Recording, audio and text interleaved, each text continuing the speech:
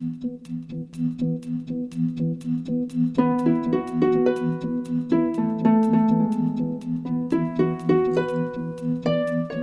let's begin this interview by you giving us a self-introduction. Tell us, who are you? Okay, sure. Thanks for having me here, Ed. I'm known as the Health Ranger online. I'm a person who used to be very unhealthy, and then I recognized that doctors weren't going to be able to help me get healthy. So I educated myself over several years, over 5,000 hours of study into nutrition, the causes of health, the causes of disease, the corruption of conventional medicine, how the FDA really operates, how Big Pharma really works. I taught myself these things and then used that information to transform my own health radically. I mean, I used to be borderline obese. I used to be borderline diabetic. I was in chronic pain for more than 10 years. And today I'm in a state of what my naturopath describes as perfect health. I have LDL cholesterol of 67, HDL cholesterol of 62, my resting pulse is 48. I'm considered a very healthy person now. And when I explain that to people, they say, okay, so you used to be really unhealthy, now you're very healthy, how did you do it? And I say, yes, that's the question, isn't it? How do you do it? Because the answer is everything that your audience can learn. All that information, that universe of information that is being kept from them, by the way, that can help them transform their lives and free themselves from the system of medicine and treatment and unnecessary surgery that is trapping Americans today in financial bankruptcy and complete misery. See, I can't stand to see people suffering. So I've made it my mission to educate and to share the information that has helped me transform so that others can obtain that peak level of human health for themselves. So what changed? What is it that changed in your life? Well, first of all, the first thing you got to learn how to do is to be a skeptical thinker. You have to be a skeptic in today's world. When a drug company spends $1 billion a year on television pharmaceutical ads that pound into your brain these falsehoods, such as fear of public speaking is a disease, or cholesterol can only be controlled by a synthetic chemical put into your bloodstream.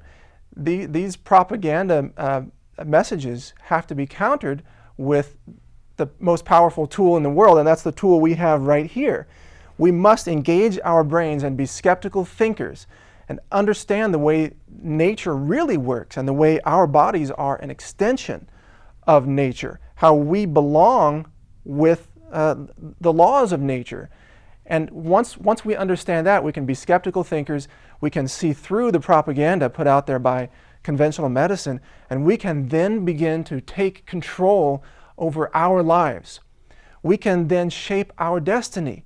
We can be disease-free, even if we've been diagnosed as having a disease by a medical doctor today. There are people, Ed, who have had diseases for 10 or 20 years. They have been exposed to the information I'm sharing. Some of it's on my website, newstarget.com, and they have been able to literally cure these diseases. They are off of all prescription drugs. They now have clarity of mind. They are free of chronic pain. They can sleep well. They have a normal, healthy, joyous life. And it's free of drugs and complete avoidance of conventional medicine. Now, if you're a skeptical person listening to this, you might say, well, how can that be unless something that this guy, Mike Adams, is saying works? You know, how could I be healthy? How could all these tens of thousands of readers be healthy unless something was really working well? You know, the answer is that this information does work. Freedom of information sets you free in every area of life, whether it's health, whether it's finances, whether it's just determining your own outcome, your own destiny. And I'm a huge believer in freedom of information. And I should mention too up front, I take no money from any vitamin companies. I don't sell vitamins or supplements.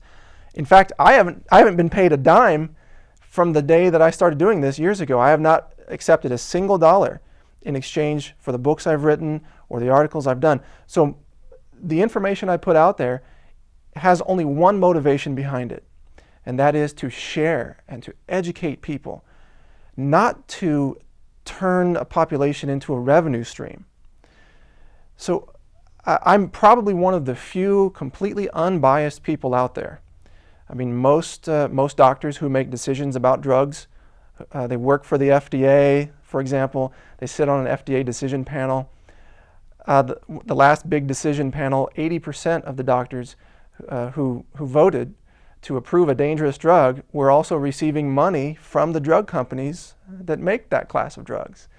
So the collusion is very, very deep in the system of conventional medicine. And I decided early on that I would not be part of that. I would not allow myself to be influenced by any of these companies. Mike, you mentioned before that the first thing to do was to be skeptical, to ask questions. And you implied that it was important also to get off of prescription drugs and over-the-counter drugs. So that's part of it. What else is involved? Well, you've got to become a lifelong learner. Really, if you want to be a free individual in this society, you need to be a lifelong learner. And when it comes to health, you have to learn a few basic things. And they're really not that complicated, but you do have to make an effort to do them. You need to learn things like what toxins are intentionally added to foods for the convenience of food manufacturers, but that have the side effects of causing cancers. For example, there's an ingredient called sodium nitrite that's added to processed meats. A recent study out of the University of Hawaii showed that the frequent consumption of these meats causes a 67% increase in the risk of pancreatic cancer. There's a 300% increase in brain tumors in children who eat hot dogs on a regular basis. There's over a 200% increase in colon cancer from the frequent consumption of processed meats. Well, it's no surprise. Sodium nitrite is an ingredient that, when combined with your digestive stomach acid, forms a class of chemical compounds called nitrosamines. Nitrosamines are very potent cancer-causing chemicals. They get reabsorbed back into your system where they do tremendous damage to your body. So this is just one example, Ed, of the hundreds of ingredients that are added to our foods every day that poison us, and they poison our children. So if we want to be free of disease, the first thing we have to do as consumers or parents is stop poisoning ourselves. It's a very basic concept, right? We must stop poisoning ourselves. So there are maybe a dozen really dangerous poisons that should be avoided in the food supply. I'll name just a few real quickly. Sodium nitrite, aspartame, of course. Any chemical sweetener is potentially deadly, in my opinion. Hydrogenated oils, as I mentioned. Yeast extract, MSG, these are called excitotoxins. They harm the nervous system and nerve system cells throughout the body. MSG, which is hidden in other ingredients such as autolyzed or hydrolyzed vegetable protein, also interferes with normal endocrine system function, meaning that when you consume MSG, the signals in your body that tell you when you're full and when you should stop eating, those don't work anymore. So MSG consumption is strongly correlated with obesity. And people are consuming these snack chips every day and gravy mixes and processed foods. They all have MSG in them. It's quite absurd. So anyway, step one is avoiding the poisons. And soft drinks, another great example. A poison because of the phosphoric acid in the soft drinks, highly acidic. They strip minerals right out of your skeletal system. They cause kidney stones as all those minerals collect in your kidneys on the way out.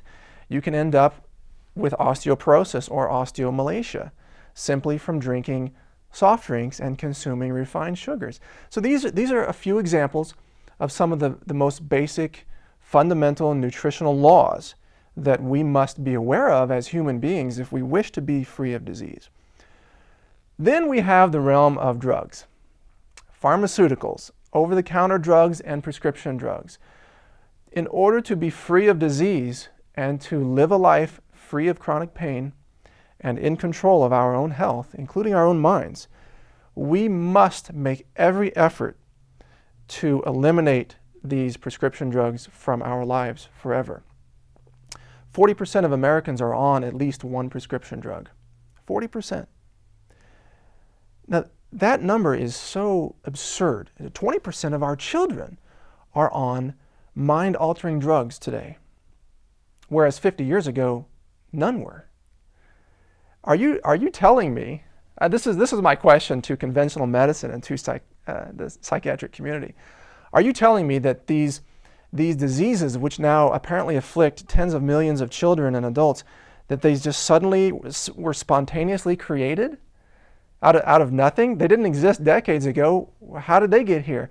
Where did attention deficit hyperactivity disorder come from? Well, it came from the imagination of a group of psychiatrists, is where it came from. It came from the minds of drug company marketers who wanted to create a demand for a patentable chemical that they could convince a population to keep taking day after day, not to cure a disease, Ed, but to maintain a disease. It's called disease maintenance. Conventional medicine calls it treatment. I call it maintenance. The idea is to maintain your biochemistry long enough to extract the maximum amount of profits from a human being, but not to kill the patient, because killing a patient doesn't earn any money for big pharma, you see. A patient that can be kept alive and in a disease state is a revenue stream. Now, my mission is to put big pharma out of business through any legal, ethical means I can think of. And that is to educate people how to be free of pharmaceuticals. And you can do it very easily. Let me give you an example. Statin drugs. These are for lowering cholesterol, right? And high cholesterol is a common disorder that's diagnosed millions of times a year in this country alone. So they give you a statin drug to bring that cholesterol level down. Well, most people don't know you can just eat a cup of blueberries a day, and it will have a more powerful effect than the statin drugs. It will keep your cholesterol in balance. It will also protect your eyes from ultraviolet radiation. It will protect your nervous system from neurodegenerative disorders. And blueberries have no side effects. Blueberries won't cause a heart attack or a stroke or kill you in your sleep like statin drugs can.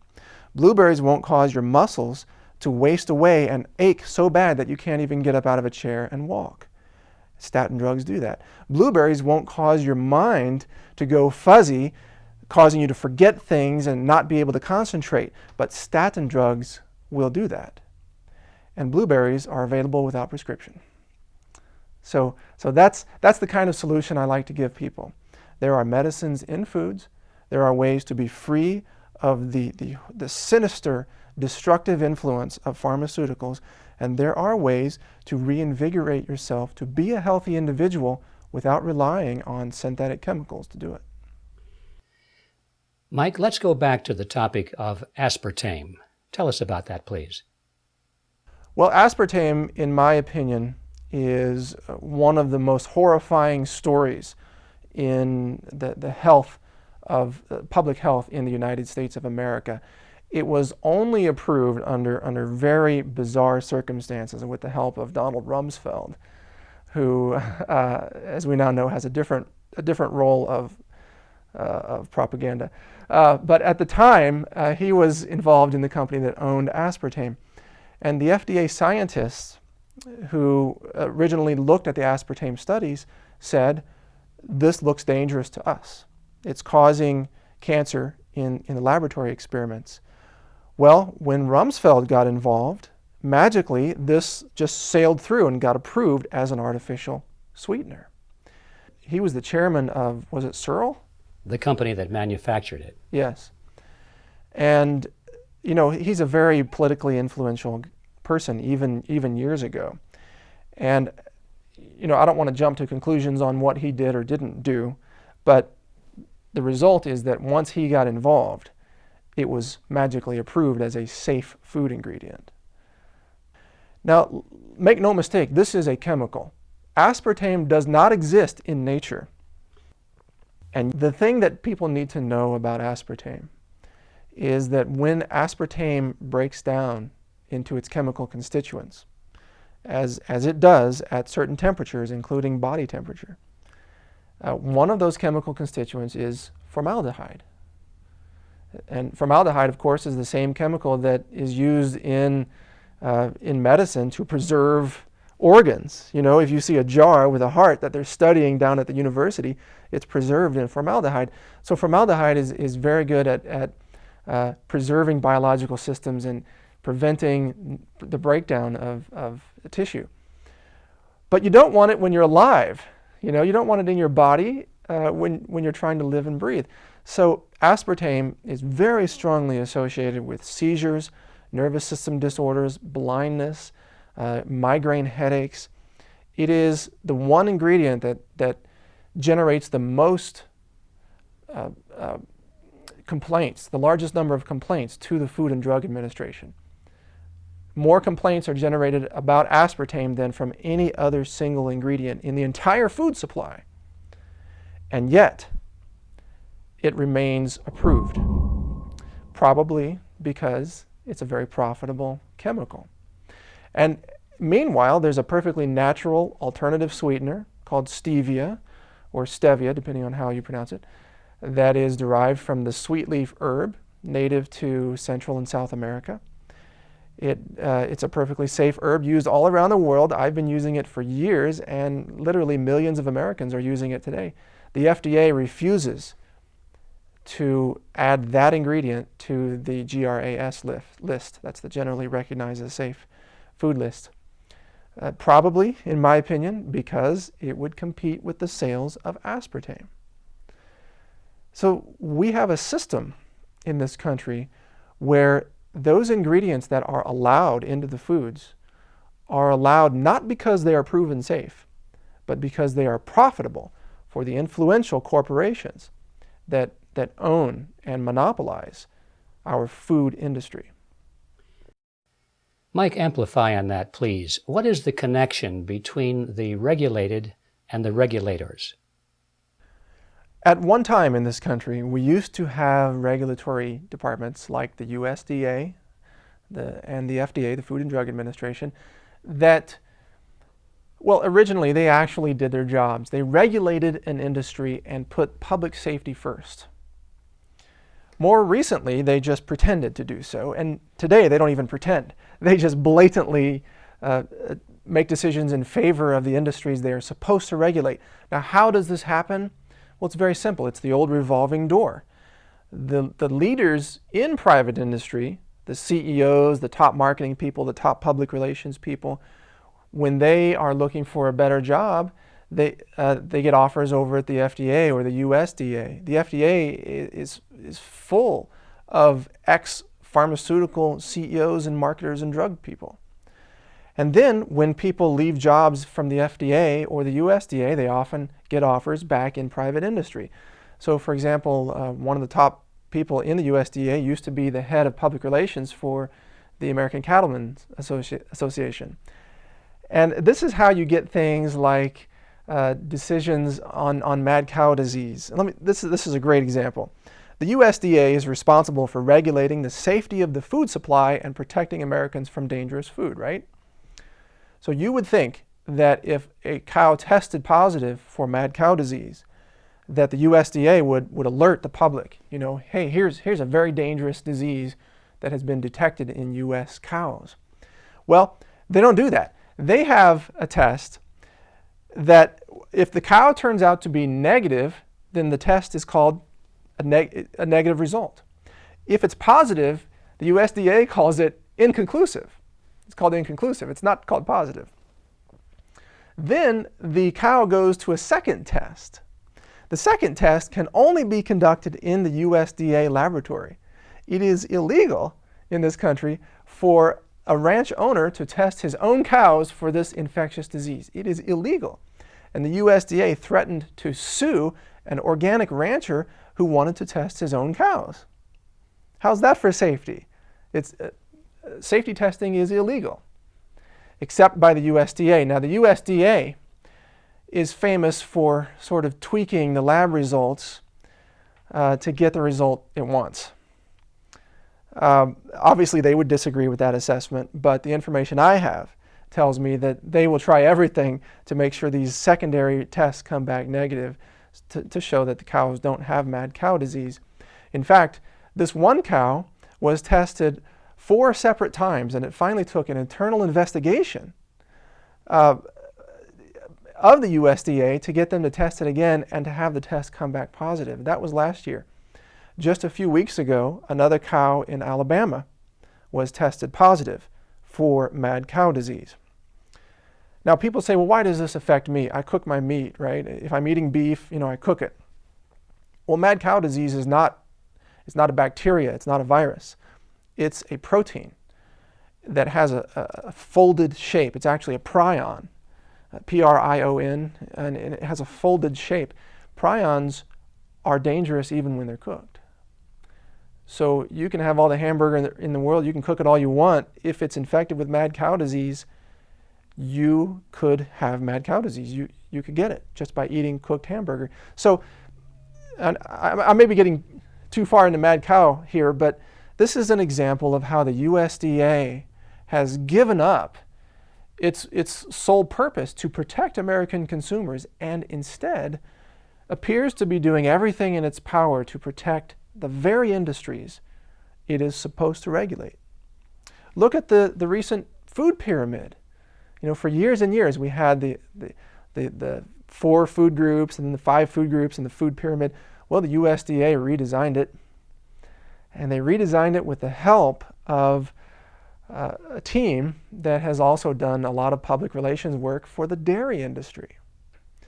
So what do you know? This new food pyramid comes out. Isn't this wonderful? It's called My Food Pyramid or My Pyramid.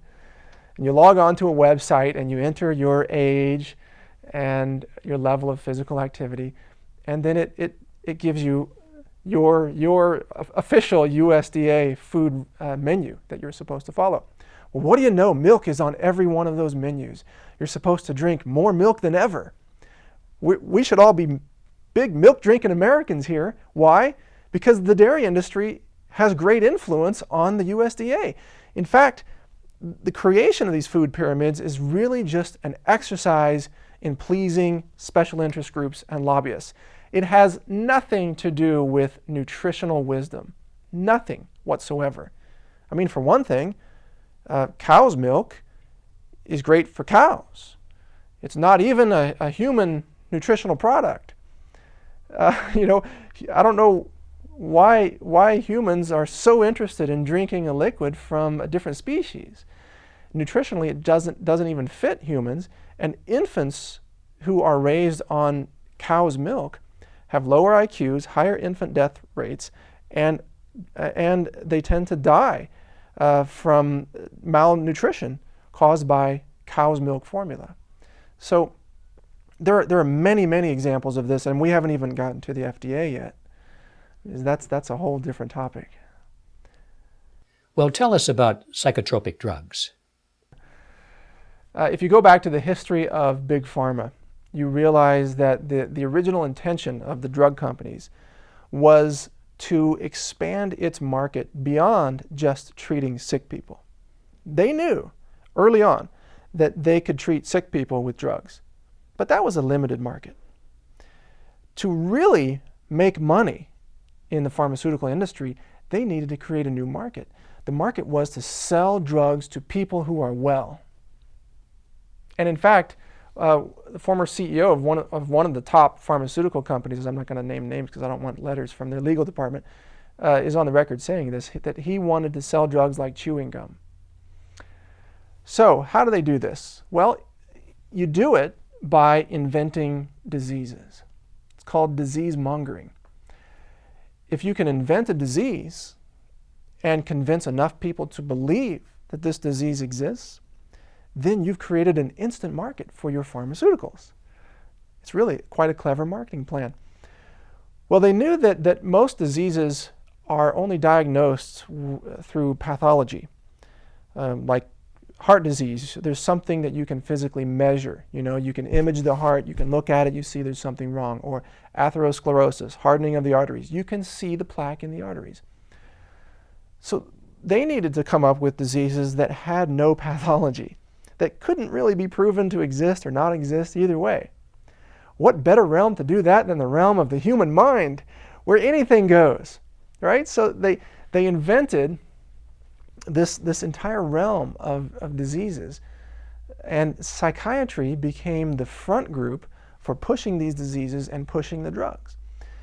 There is almost no practicing psychiatric practitioner today who isn't wholly owned by the drug companies. The people running the schools, the people making the decisions, the people writing the journals, the people editing the medical journals, every one of them has been bought out by the drug companies.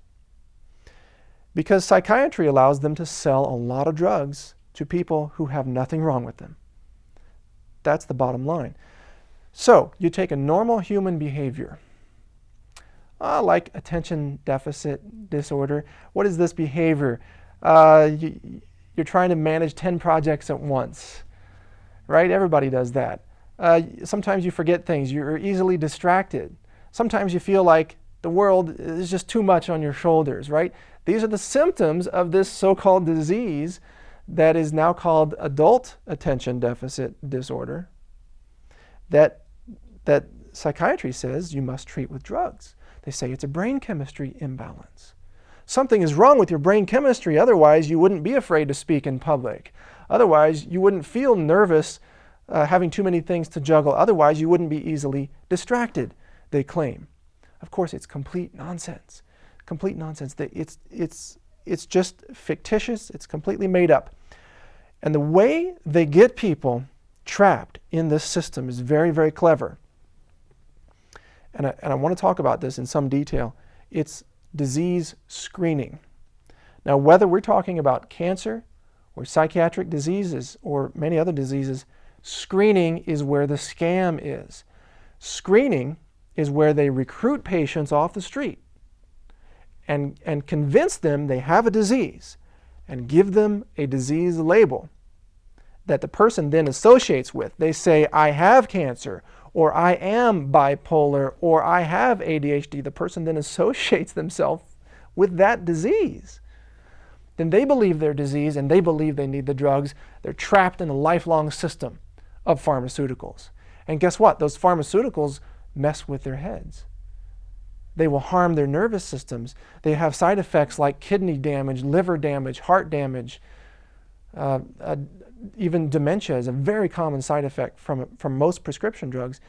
Well, then these diseases get treated, diagnosed, and treated with more prescription drugs. So you have a snowball effect, and this is great business for the pharmaceutical industry. This is how the scam works, and it all starts with screening. And here's how clever it is. In terms of adult attention deficit disorder, again, this fictitious disease, there was a test created, and it was given in New York. They had a sign out on a sidewalk and said, hey, we're screening, free screening for adult attention deficit disorder. Come on in, take the test. So it's a test. You answer 20 questions or so. Well, of the hundreds of people they got to come in and take this test, 80% were diagnosed with adult attention deficit disorder. 80%. 4 out of 5 adults are diseased, according to psychiatry. 4 out of 5 adults in this country are supposed to be on chemicals if you believe Big Pharma, or if you believe the FDA, which says these are perfectly safe. 4 out of 5 adults. It's so absurd. It is more than unethical, Ed. It is more than illegal. It is a crime against humanity. It's a chemical holocaust that's going on with our adults, our children, our senior citizens today, being convinced that they have diseases that they don't, being told that they must have this chemical and take this chemical for the rest of their life in order to be healthy. It's a crime. It really is a crime. And if there were true justice in our country today, which there isn't, at least not in medicine. If there were true justice, the Department of Justice would be making arrests right now in the FDA, in Big Pharma, in the legislative branch of our government as well. Some of the lawmakers who have been bought off. There would be arrests, there would be wholesale reform, there would be convictions of people responsible for what can only be called murder. That is the killing of our nation's children with psychiatric drugs. It echoes of Nazi Germany medical experiments on children. It really does. And in fact, the lineage of companies goes right back to IG Farben and the medical experimentation on children and prisoners in Nazi Germany. It's the same lack of ethics. It's the same evil mindset. It's the same exploitation of the poor, the victims, the people who have nothing to turn to and no way to defend themselves. It's the exploitation of those people by an industry in this country, the psychiatric and the big pharma collusion, that has one mission, and that is to transform a human child into a profit machine. That's what they do. And they've mastered doing it. Mike, one of the most interesting topics that we could talk about, and I know you have some strong views on it, is junk science. What are your views on junk science? Junk science is a fascinating topic, and usually what you hear on this are the mainstream scientists or medical researchers using the phrase junk science to describe whatever it is that they don't want to hear about. Homeopathy, mind-body medicine, acupuncture, you name it. But if you really take a close look at this, you'll find that much of the junk science going on is in the world of conventional medicine. That's where the science is really quite fraudulent. And I will give you several examples. First, we have the junk science behind prescription drugs, where clinical trials are designed to create a specific outcome. And it's very easy to do that. You set up a trial in a certain way, you eject people from the trial who aren't producing the results that you want to see in the drug. You play with statistics, you choose certain demographic groups, you compare the drug to things that you know will be harmful to try to make the drug look better. And even with all of these things they do, and cherry picking, don't forget cherry picking, where they run 10 drug trials, 5 turn out good results and 5 produce bad results, so they make the other 5 disappear. And then the 5 that they like, they send those to the FDA and say, see, our drug works. Even given all of that, in order for a drug to be approved by the FDA, it must only prove itself efficacious, meaning it's useful, to 5% of the control group, 5%. So if out of 100 people taking an experimental drug for high blood pressure, for example, if 5 out of 100 have the result of lower blood pressure, that's all the FDA needs to say this is safe for everyone, effective for everyone. The fact is, Ed, most drugs don't work on most people. The vast majority of prescription drugs do not even produce the effects that they are marketed on. Alzheimer's drugs only work on 25 to 30% of people, and when I say work, I mean it just reduces the progression of the symptoms of Alzheimer's. These drugs do nothing to actually reverse Alzheimer's. Drugs that work to lower cholesterol only work on about 1/3 of patients, but they're prescribed to everyone. So the fraudulent science behind the approval of drugs is enormous. Even a prominent medical journal even posted an article in the last few months that admonished one of the largest pharmaceutical companies in our country for falsifying its study results on Vioxx. And Vioxx is a great example of what's wrong with modern medicine and the science behind it. Not only were the studies fraudulently designed and reported and manipulated in order to produce a desirable result, but once the drug was found to be so dangerous that it actually has killed more Americans than died in the entire Vietnam War, one drug. Even after knowing that, an FDA safety panel voted to put the drug back on the market. And I'd like to talk more about that later, but let's get back to the fraudulent science. What I've said so far is only the first half. It's the fraudulent science behind the approval of medicine. Then we have the fraudulent science that's used to discredit health, anything that conventional medicine doesn't like. Nutritional supplements, chiropractic care, mind-body medicine, acupuncture, and so on. And let me tell you how this works. It's very simple.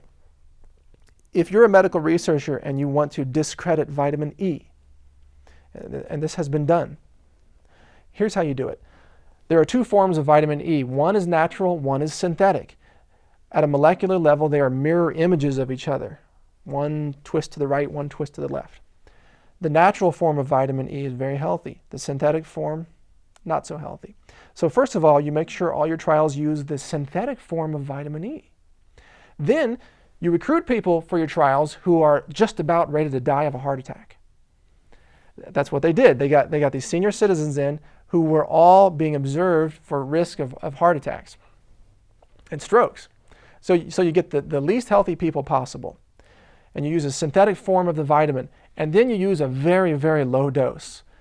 Lower than any normal person would take if they wanted to be healthy. And then finally, you run several studies like this. Then you design your own statistical curve using some magical voodoo formula that you invent to make the data fit the curve you want. And magically, it's kind of like gerrymandering in politics, where you draw the region in your community that's going to get you the most votes.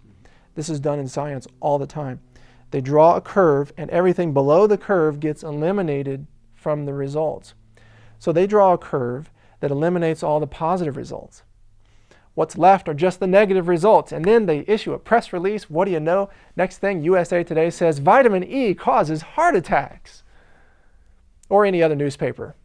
And this is what we saw last year. So the science behind the discrediting of nutritional supplements is not scientific at all. It's unethical. It is malicious. It is done with one purpose, and that is to, again, make prescription drugs look good and make nutritional supplements look bad. There was a study recently that concluded calcium is useless for strengthening bones.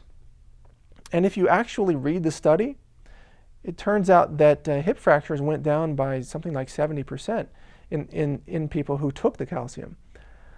But what they did is they included everybody in the study who didn't even take the calcium. So, you invite 1,000 people in for this study. You say, here, everybody take calcium. 900 people refuse to take it because they just can't stick with it. 100 people did take it. They had great results.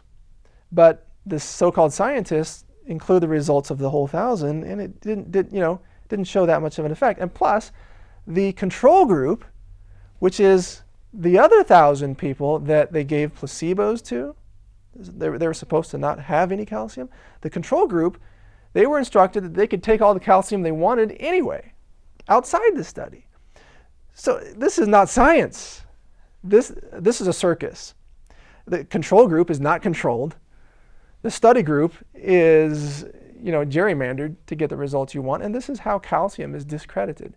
The idea that conventional medicine would even take the time to discredit calcium just tells you how low this industry has stooped in order to try to promote prescription drugs. I mean, come on, calcium. We would die in 3 minutes without calcium in our bodies.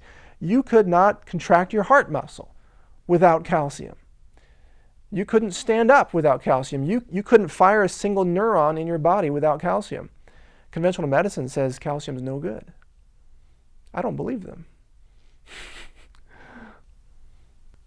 Mike, let's go back to the topic of Vioxx. You were talking about that, and you said that it was reintroduced to society, even though it had been proven to be highly toxic and dangerous. And you wanted to comment further on that.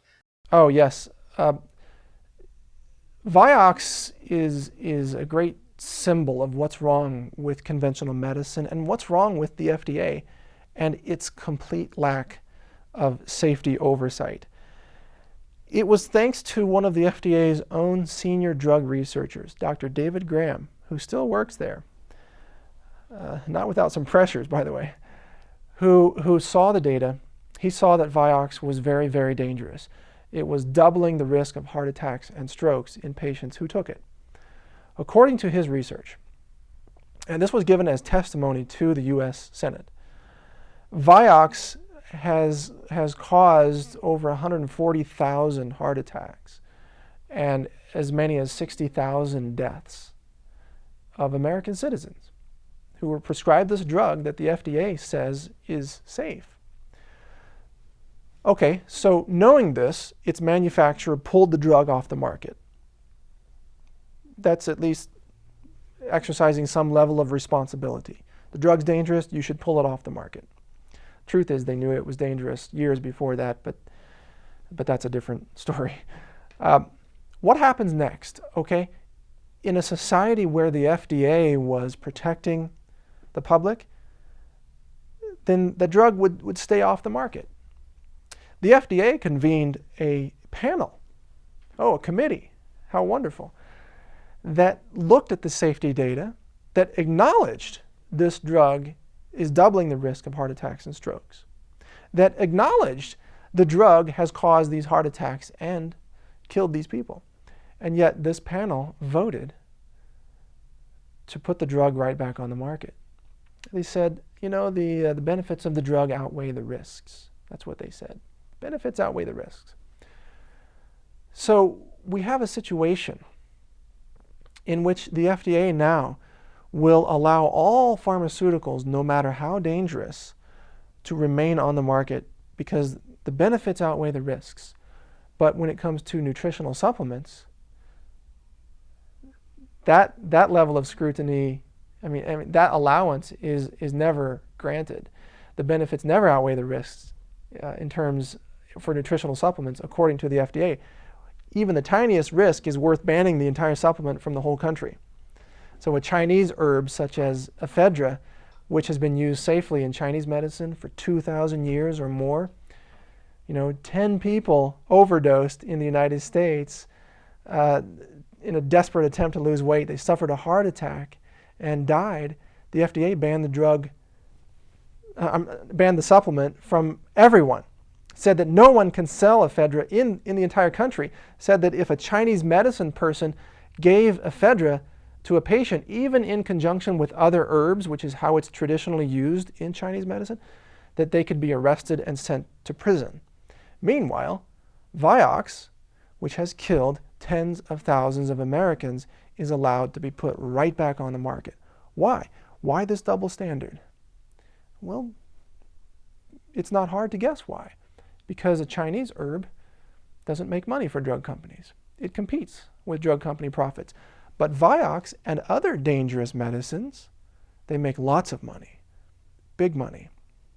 In fact, the top 10 pharmaceutical companies in this country earn more money than the other 490 top 500, the Fortune 500 companies in this country. That's how big pharma really is. It is fast becoming the biggest industry in this country. And it gets to a concept I call the disease economy, where our economy in this nation relies more and more on disease. We're invested in pharmaceutical companies and hospitals and medical treatment and chronic disease diagnosis. And our economy is increasingly based on that rather than prevention and education and new energy technologies. We have something really wrong happening in this country in terms of what we're investing in. Okay, what is the cancer story? Cancer is a multi-billion-dollar for-profit industry. Let's start with that and be very clear. This is a for-profit industry. But it's also a schizophrenic industry, meaning that part of the industry is about the nonprofits, what I call the front groups, and I'll explain why in a minute, that claim to be doing the research, searching for the cure for cancer. And then behind those companies are the for-profit corporations that profit from cancer. Chemotherapy generates profits. Cancer surgery profits, radiation profits, anti-cancer drugs generate profits. In fact, the cancer research often generates profits. So let's be very clear about the cancer industry. It is a for-profit industry, and as such, it depends on a customer base for its own survival, meaning that it needs patients with cancer to survive.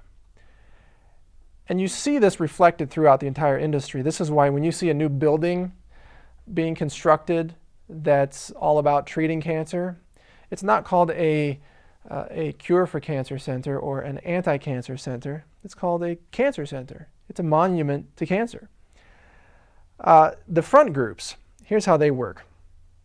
These are nonprofit organizations that claim to be searching for the cure for cancer, this elusive cure, as if some magical chemical could be found and eliminate this disease forever. So what they do is they convince people to part with their money, donate it to this nonprofit organization that pays no taxes, by the way, in exchange for this elusive promise that they will cure cancer someday. Well, what really happens to that money? That money gets spent, first of all, paying the inflated salaries of the people who work at the top of these organizations. Now, I know a lot of lower level workers are volunteers, but the top, crazy salaries. Secondly, this money goes to promote cancer research into pharmaceuticals very often. Well, let's suppose that all this money raised by people running in circles for cancer actually found a cure for cancer. A new drug, let's say, invented to cure cancer. Do you think the pharmaceutical companies would give it away? Would the drug be free to everyone who wanted it? Of course not. They would charge for the drug, and they would charge an arm and a leg. How much would they charge for a cure for cancer? Anything they could charge. So the money that's being raised to search for the cure for cancer is really just money paying for the R&D costs of some of the most profitable corporations operating in the world today. That's the truth about the cancer industry. And the front groups that solicit this money, they are paid by who? The drug companies. Drug companies donate millions of dollars every year to these breast cancer and colon cancer and lung cancer front groups, whose purpose it is to proliferate the diagnosis of cancer, to get more people into the cancer system. It's really a recruitment group, not a cancer cure group, because in reality, cancer has many cures that we already know about. Many cures. At least 18 different cures last time I looked, and that's not even counting a healthy functioning immune system, which takes care of cancer every day all on its own. And of course, you're intimately familiar with many of the cancer treatments. So these front groups are really about recruitment. And the way they recruit patients into the cancer industry is to conduct cancer screenings. Screenings are the tool of recruitment. Screenings are designed to create a cancer patient, not to prevent cancer. Now, the industry likes to call screenings prevention, but screenings are not prevention. Screenings are detection. Prevention means something you do to prevent the disease from the early onset, to make sure it never happens. Prevention would be things like getting more zinc, avoiding cancer-causing food ingredients, getting exercise, getting sunshine, vitamin D. This would be prevention. The industry is not interested in prevention. And in fact, the industry is so uninterested in prevention, it is actually become known as preventing prevention. The cancer industry prevents prevention and promotes screening or detection of disease. Because remember, it's in the business of treating disease, not preventing it. If you're a corporation, you make money by treating your customers and taking their money, not by eliminating your customers by making them healthy. So let's go back to screening then. In breast cancer, screening is conducted through mammography or mammograms. Mammograms, the machine emits radiation. The machine that detects breast cancer causes breast cancer. Okay, so how can this be described as prevention? The idea is just ridiculous. It actually causes breast cancer. It gives many false positives. The machines are not even accurately calibrated many times in clinics all across the country. And more often than not, they can be used to scare women into thinking that they need a mastectomy when in fact they don't. Women are so scared today that a survey conducted in the UK found that 20% of women who have a history of breast cancer in their family would consent to a double mastectomy as a prevention measure, even if they had no cancer. That's how ridiculous it has become today. People are scared into removing their organs now on the off chance that they might someday be diagnosed with a disease that has many cures anyway. See, that's how twisted the whole cancer industry has become. So through this screening system, they recruit patients, they get them into this system of medicine and get them on chemotherapy, radiation therapy, and anti-cancer surgery, all of which are hugely profitable. Now, the big overlay on all of this is that cancer isn't even a disease in the classic sense of the term. It's not even a disease like malaria is a disease or smallpox is a disease. Cancer is not an infectious disease. Cancer is not due to some microbe. Cancer is not a tumor. A tumor is the side effect of cancer. A tumor is the evidence of a systemic failure of the immune system to do its job of controlling the growth of cells. So cancer, people think cancer is a disease like cholera. They think, oh, you got cancer like drinking from polluted water in a third world country. Oh, you caught cholera or you got cancer. That's the way it's presented to people. Some people believe that you catch cancer just from bad luck, like being struck by lightning. Oh, you've been diagnosed with cancer. Too bad you couldn't have done anything about it, huh? Some doctors actually believe this. So oncologists understand, oncologists being people who treat cancer, they understand the power of authority and the power of labels. They know that once a patient is diagnosed with cancer and given the label of breast cancer or brain cancer or lung cancer or whatever it happens to be, they know that they've got that patient trapped from that point forward. Very few patients will ever leave that system of medicine and go to a natural system of medicine unless they happen to be very well informed and very courageous and very skeptical, in which case they do discover the alternatives. But most people remain trapped in that system because of fear. They've been given the label, they believe the label, they give in to the authority of the doctor, and they submit to a mass poisoning of their body for a disease that doesn't even exist. Now, I'm not saying that there aren't cancer tumors in people. There is cancerous growth in people, but the tumor is not the disease. You can cut out all the tumors you want. The person still has cancer because they still lack the ability to control the growth of their own cells. Cancer is really a disease of miscommunication at the cellular level. That's really what cancer is. It is not a tumor. So you can remove the tumor, you can radiate organs, you can cut organs out of the patient's body all you want. You don't cure the cancer. In fact, the cancer industry insists that there is no cure for cancer. How's that for a very convenient, profitable policy? There is no cure for a disease that we make money treating. That's the position of the industry. And anyone who dares mention the word cure is immediately discredited or even arrested if they happen to be practicing medicine. The cancer industry is so powerful and so corrupt in this country that they have made it illegal for practitioners to heal patients. They've made it illegal to have any open, honest discussion about cures for cancer. The only people that are insulated from that are people like us who operate in the realm of free speech because we don't practice medicine and we don't pretend to. We are just providing information, period. And that's the only way that we are not in prison right now because of the First Amendment and our ability to speak openly about this. If we had a medical degree and we were talking to a patient and saying the same things that I'm saying now, be arrested, do time in prison. That's how corrupt this industry is today. Now, how do you extract the most profits from patients in the cancer industry, you do it by maintenance of the disease. Maintenance.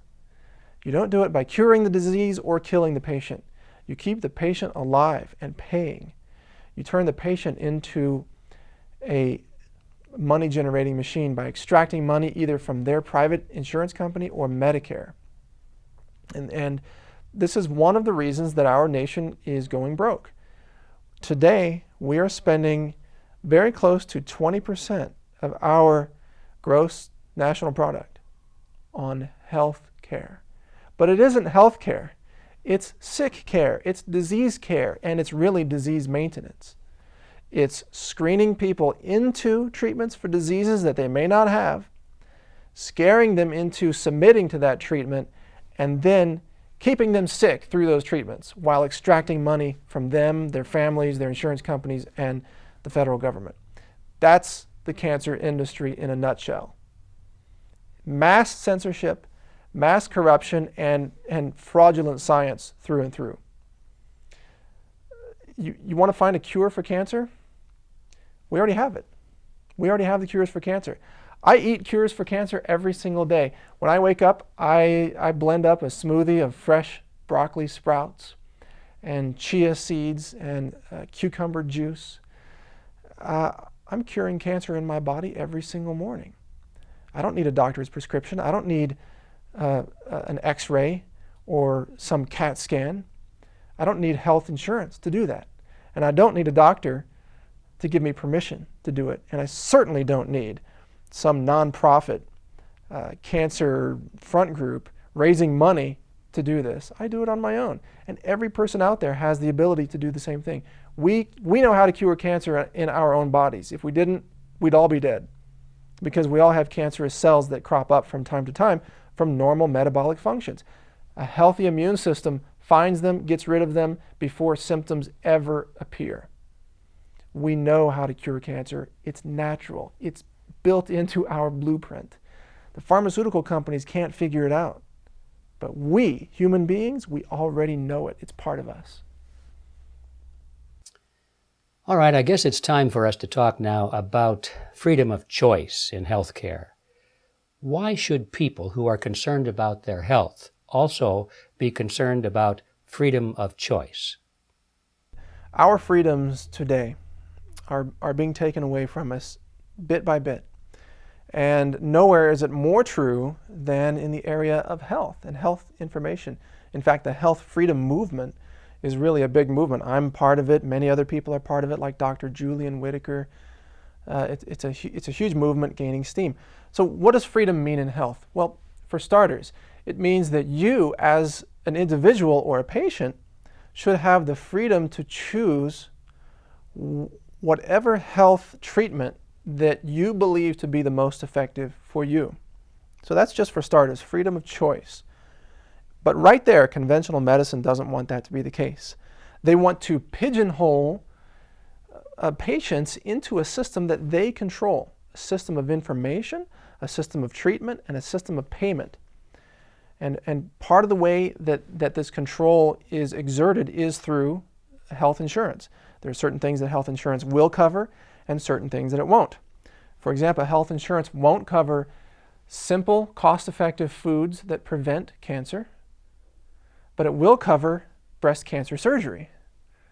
So where we could spend $10 a month preventing cancer, instead we spend $50,000 on a surgical procedure after it has become cancer, and another $100,000 on a lifetime of chemotherapy for that patient. So you got to ask why. Why is this happening?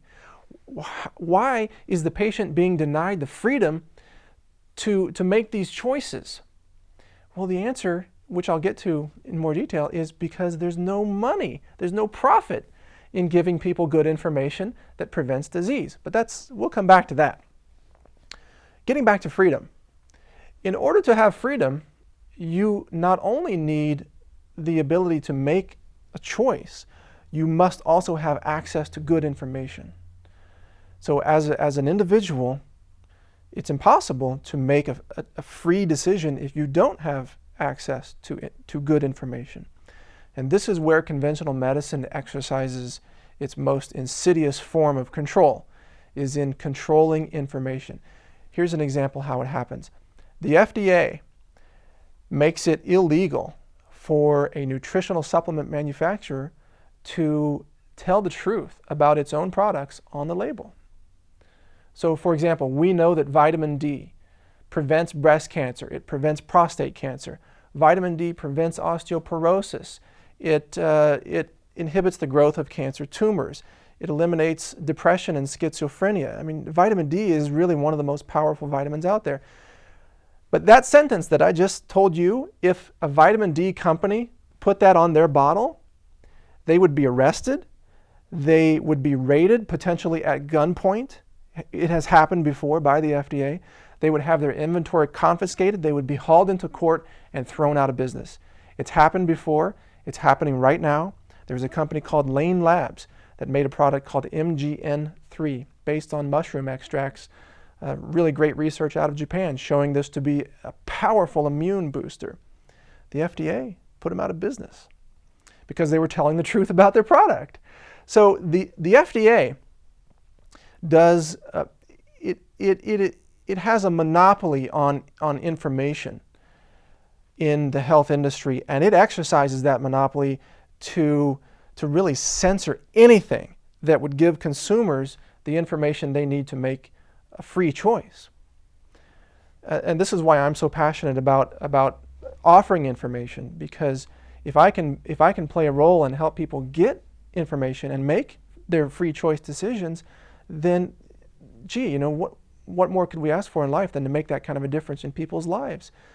And more people are learning the information, and they're getting it online, because medical schools don't teach nutrition. All right? Now there's a big wow. It's huge.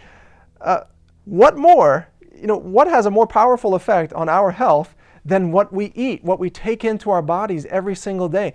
Those foods and beverages that we eat get broken down and assimilated, separated into their chemical components, their amino acids, the carbohydrates, the oils. These get assimilated into our organs and tissues. These foods become who we are. And yet medical schools say food has no effect on health? We won't even teach it? Are you kidding me? That's censorship. That is censoring the education of doctors. And that's why even Dr. Andrew Weil says of his own colleagues, he says doctors are, quote, nutritionally illiterate. And it's absolutely true. I agree with that statement completely. The average MD gets 1 hour of nutrition in 4 years of medical school. That's not 1 credit hour, Ed. That's 1 hour, like 2 o'clock to 3 o'clock, 1 hour of nutrition. So they don't know nutrition. They can't teach it to the patients. The FDA has outlawed nutritional information on food labels. And now the press. Oh, the press. The press runs on advertising. Where do the advertising dollars come from? Giant food companies, giant pharmaceutical companies. Do you think that has any kind of influence on the content that the press runs? Of course it does.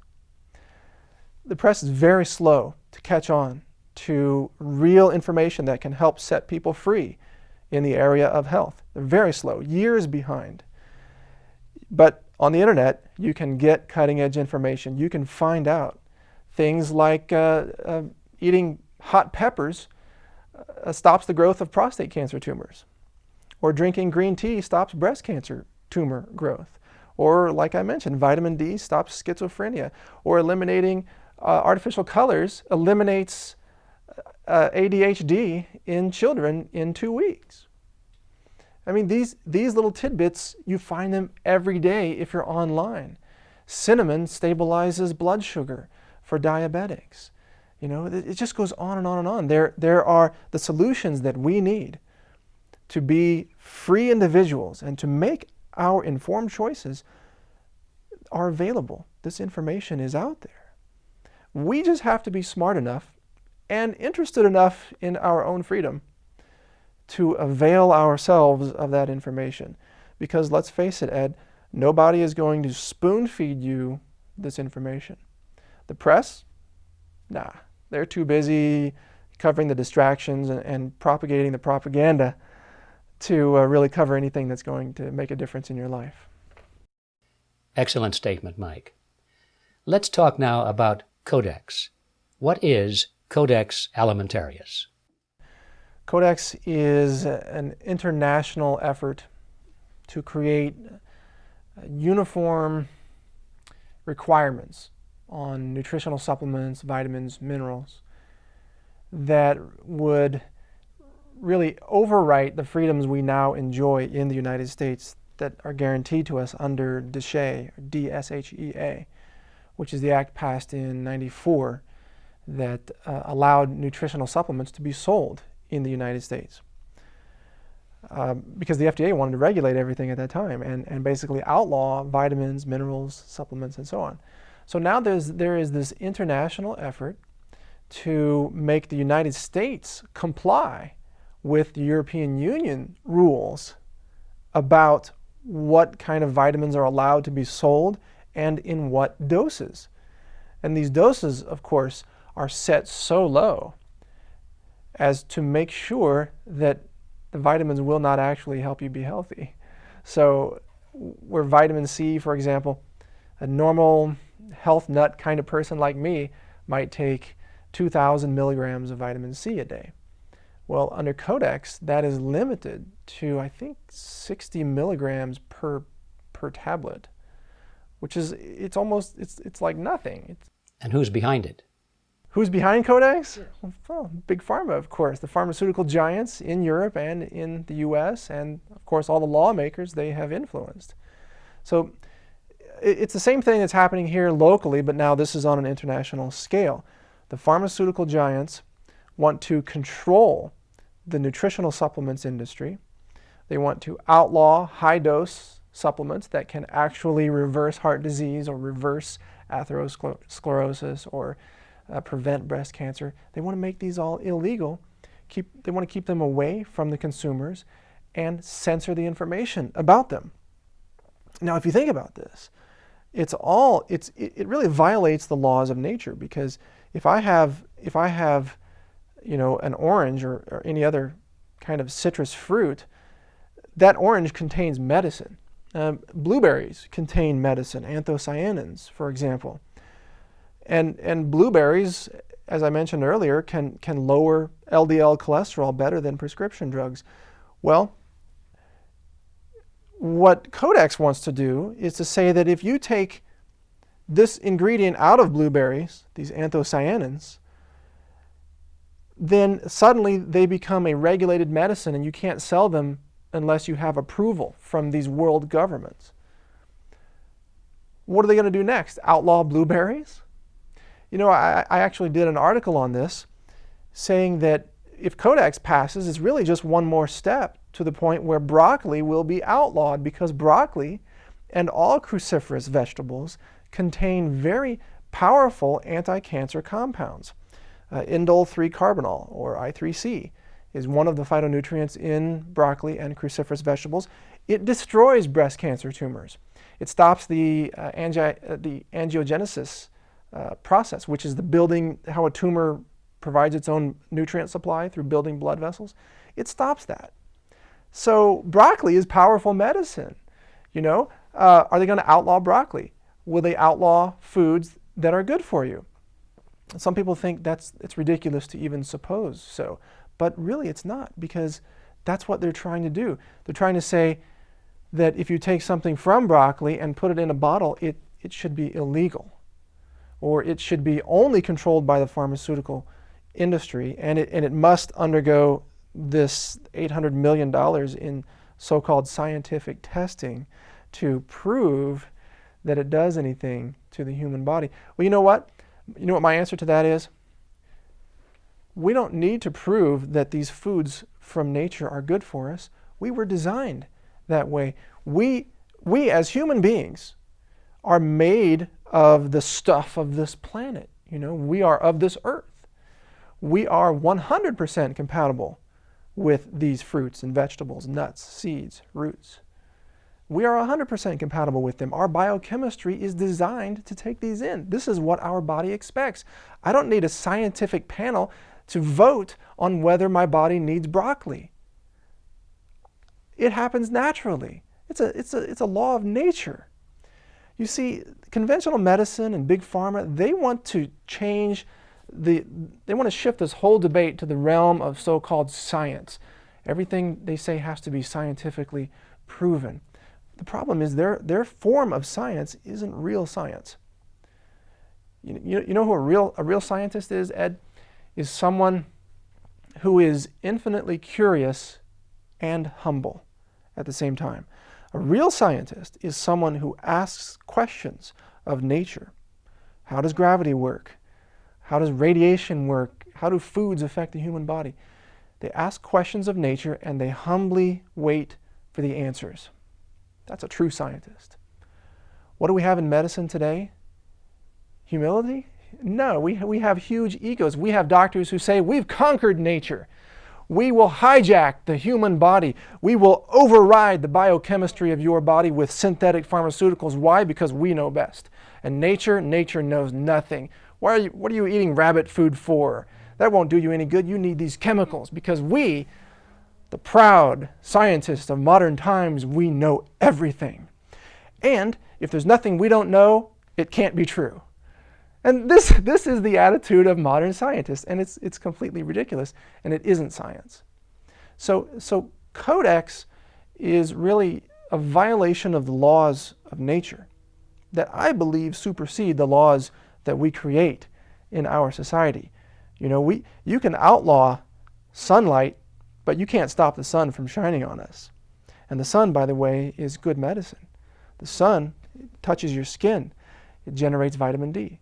Vitamin D courses through your whole body at just the right dosage, by the way. You can't overdose on vitamin D from the sun. You get just what you need and no more. And it stops breast cancer growth. It stops prostate cancer tumors.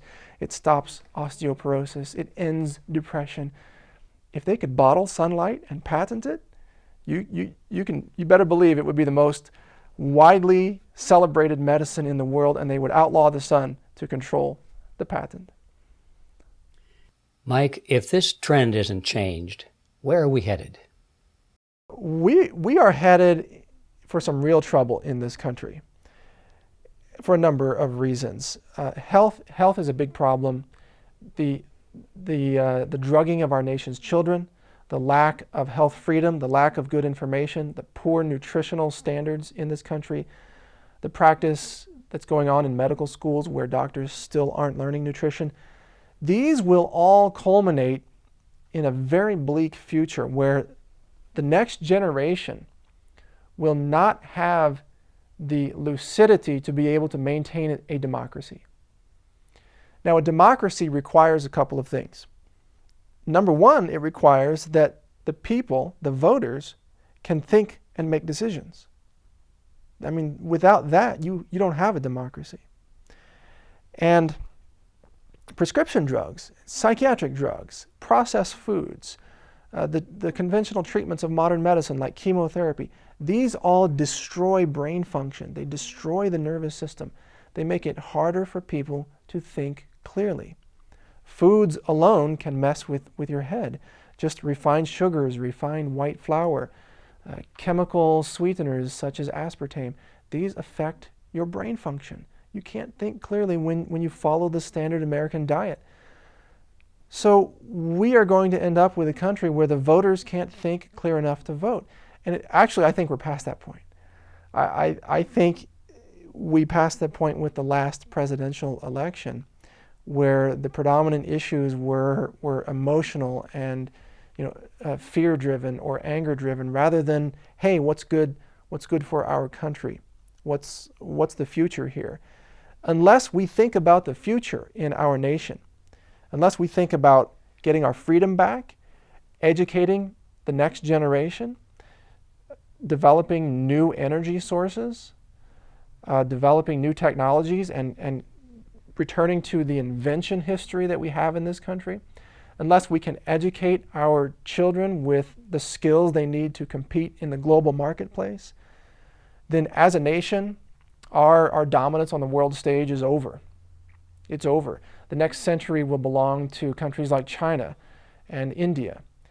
And if you want to see a good example of how far behind we are in this country, Look at the education system. In Taiwan, for example, 6th grade students can do 3-digit multiplication using a virtual abacus, a virtual one. They flip their fingers as if they're working the machine. They can do math at a level that we're graduating students from high school who can't do. If I got the grammar right on that. I'm sorry, let me repeat that. They can do math at a level that many of our high school graduates can't even meet. So health has everything to do with the future of our nation, everything to do with it. There is no wealth without health. There is no abundance without health. There is no democracy or freedom without clear thinking.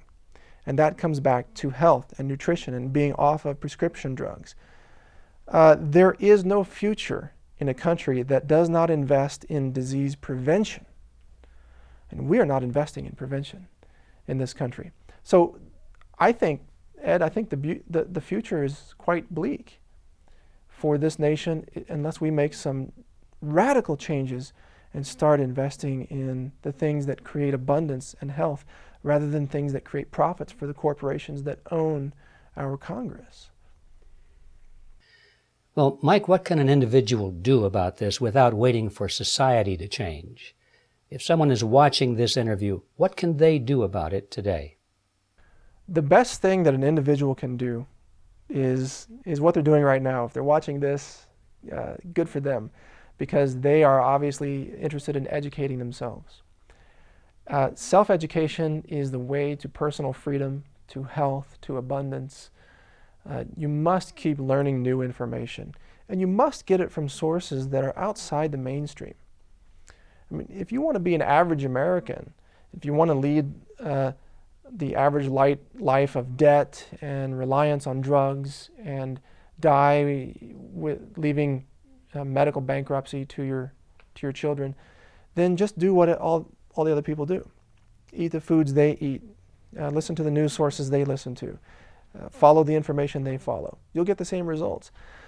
On the other hand, if you want to be healthy and pain-free, if you want to eliminate a chronic disease like cancer or diabetes, if you want to be able to control your destiny, to be immune to financial events, or to be able to weather a currency crisis that may come in this country, or if you want to be able to really understand the trends that are happening in the world today, then you must be a lifelong learner. You must educate yourself and stay on that cutting edge. And you know, it's information like yours, Ed, that is always out there on the cutting edge. And fortunately, there are many sources like your information and my information and many others out there. People who are really lucid thinkers, people who do understand what's happening in their respective fields. We must listen to those people. I do. I'm a student more than I'm a teacher. I mean, yes, I have 500,000 readers who think of me as a teacher, and I enjoy teaching them. But I'm also a student. I mean, I'm a humble student when it comes to watching what's going on in the world. I'm always learning from people, reading news sources, finding out what's going on, and you know, experimenting with ideas of what could happen down the road. I mean, I speak Chinese. I'm learning Spanish. I want to make sure that I can follow what's happening in the world, so that when these trends kick in, I'm not going to be behind the curve. You know, usually I'm ahead of the curve. It was in 1998 that I started warning people to get out of the dot-com bubble market. And you know, anybody at that time who was saying the dot-com market is going to crash was considered a lunatic.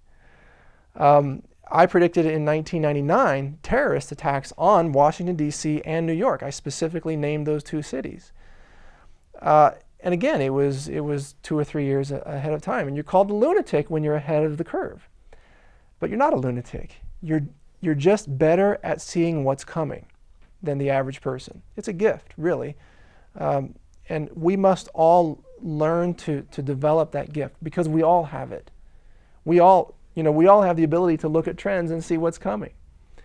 We all have the ability to think clearly if we treat our brains right by avoiding the poisons in the food supply and getting good nutrition. So we all have this ability to really take charge of our future, and it all starts with information.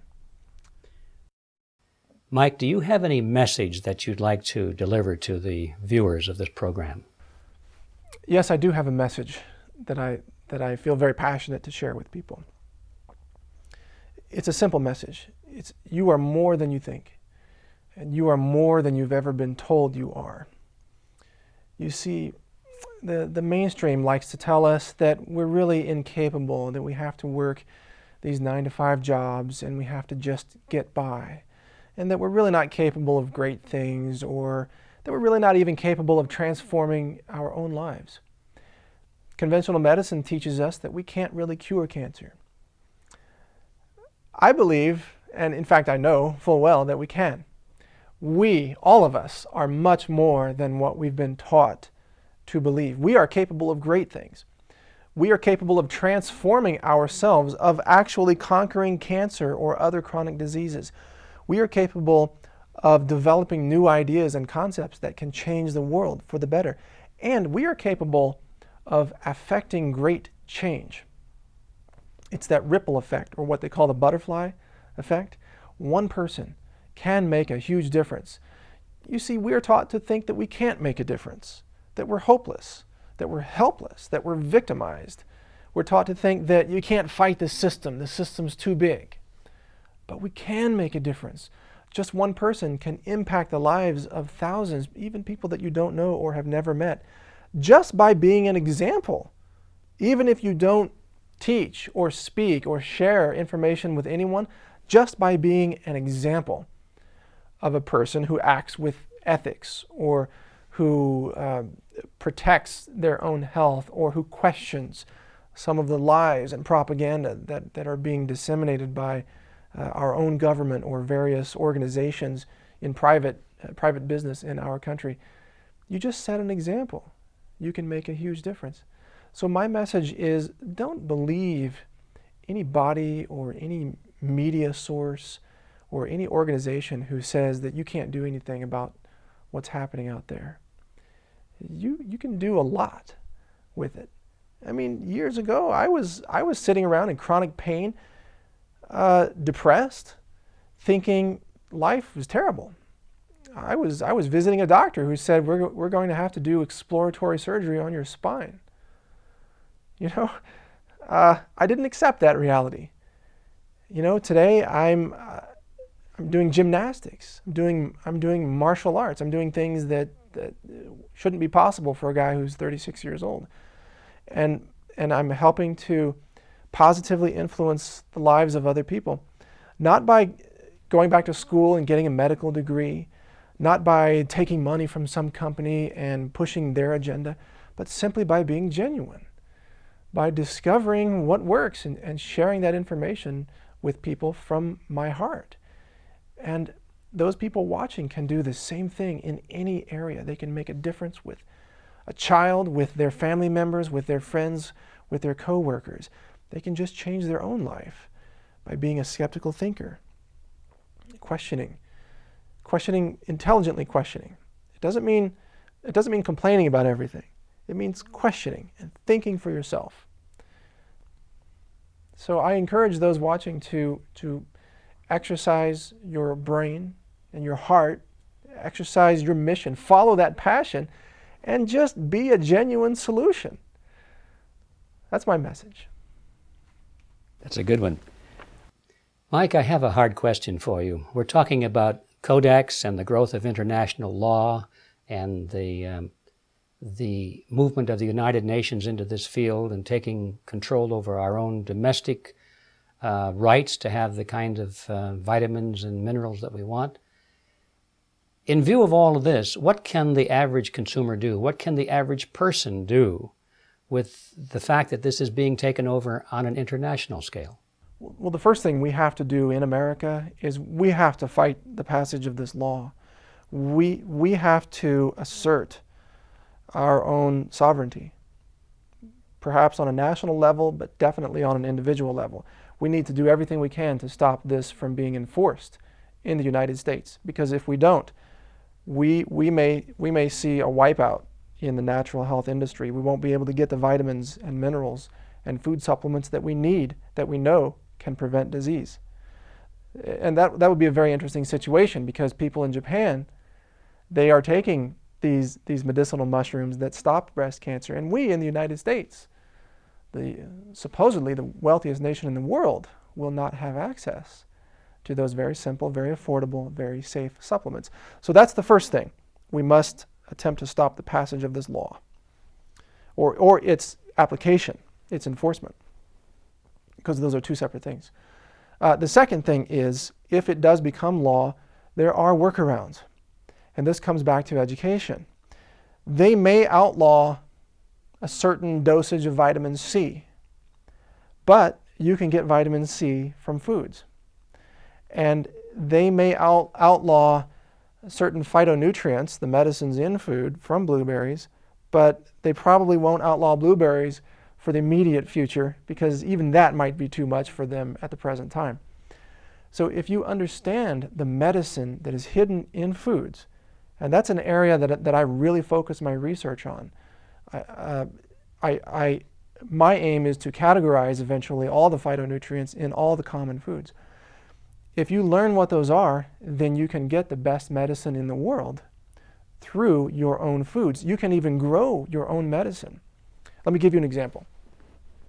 So zinc is my favorite mineral. It's really the most common element in the Earth's crust. It's also the most powerful healing mineral in the human body. Did you know that low-weight infant births could be reduced by 1/3 in this country if we just gave expectant mothers zinc?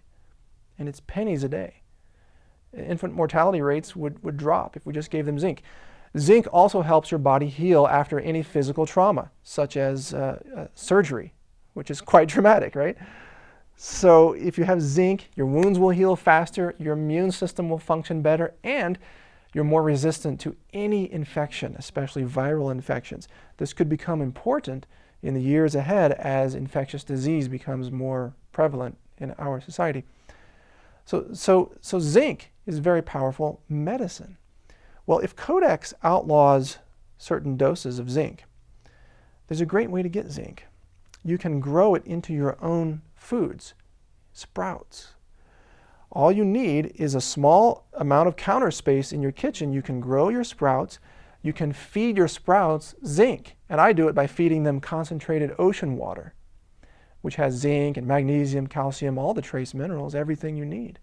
The plants uptake the zinc and the other minerals, and they convert it into an organic form, a biologically available form of zinc.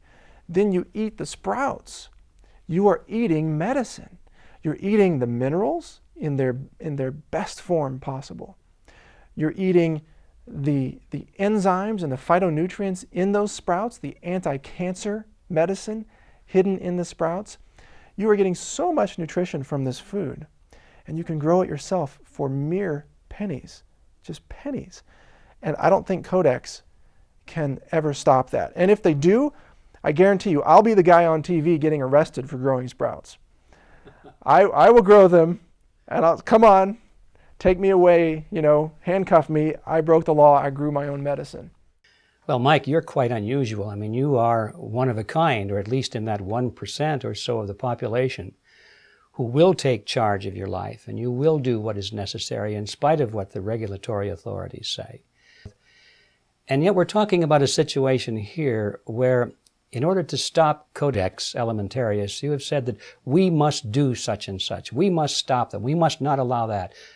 It turns out that the we that you're talking about is actually the FDA, the American government, actually. These are the people that we're turning to protect us against the encroaching international law. It turns out, though, that this we, the FDA and these agencies, are actually the ones who are for this. They are pushing it just as hard as anyone on the international scene. So how can we stop this when the we are the ones who are for it? Grassroots is the only way. It has to be an individual effort from the bottom up, not the top down. It has to be people getting access to information like yours and like mine on the internet. Because the internet is the greatest freedom vehicle of all if we use it, and if it doesn't get censored, which it may eventually be. Well, they're working on it. Yeah, they're working on it. But as a grassroots effort, it can succeed, but again, only if the population is willing to end this mass trance and wake up and realize what's happening and actually take some action. And the problem that we have with the American public today is that the level of lucidity or consciousness in the American population is not really very high anymore. And part of the reason for that is because of prescription drugs. One of the most common side effects is brain fog, or a lack of will. And you look at fluoridation of public water supplies, the same issue. Fluoride, it saps your will. It makes you want to just go along and not rock the boat. And in fact, from the time we're children, we are trained to go along and get along. We are trained to respect not only authority, but the symbols of authority. Anyone wearing a lab coat obviously knows what he's talking about because the coat itself means he or she is a doctor. And it's absurd. We allow ourselves in this country to be directed by those organizations and individuals who do not have our interests at heart. And we give up our sovereignty so easily, far too easily. I think that we need to be more radical, more skeptical. We need to get out there and really voice what we believe in if we hope to protect it. You know, the First Amendment is an amazing tool that we still have in this country. Without it, everything else would be lost. And exercising the First Amendment is the first step in protecting it. If you don't use it, it will soon disappear.